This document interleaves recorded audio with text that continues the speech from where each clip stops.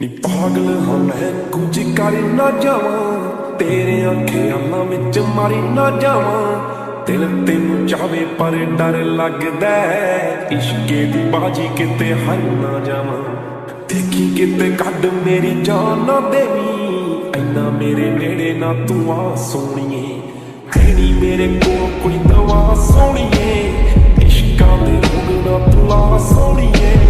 ਹੌਲੇ ਹੁੰਦੇ ਆਸ਼ਕ ਦਿਲਾਂ ਦੇ